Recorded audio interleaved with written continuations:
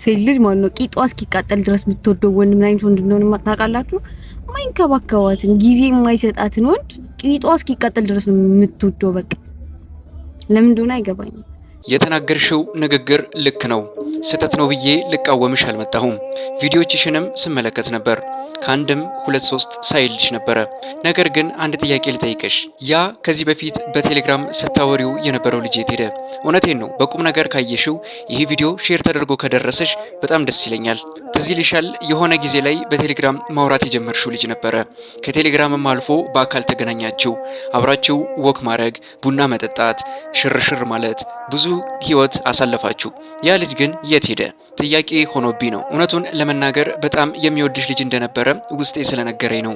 በወቅቱ አንቺ ከዛ በፊት ቀደም ብሎ ወደ ህይወትሽ የመጣ አንድ ሰው ስለነበረና ያ ሰውም ደግሞ ባህሪው አልያዝ አልጨበጥ ብሎሽ ብዙ ቁም ስቅልሽን ስለበላሽ ወንድ ማመን ተስኖሽ ነበር።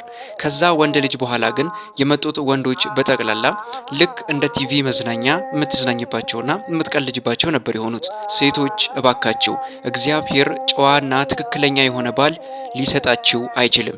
እግዚአብሔር የሚሰጠው ስንዴውን ከእንክርዳዱ የምትለዩበት፣ ጥሩን ከመጥፎ የምትለዩበት ህሊና ነው እንጂ የሚሰጣችሁ እግዚአብሔር ጥሩ ባል ሊሰጣችሁ አይችልም።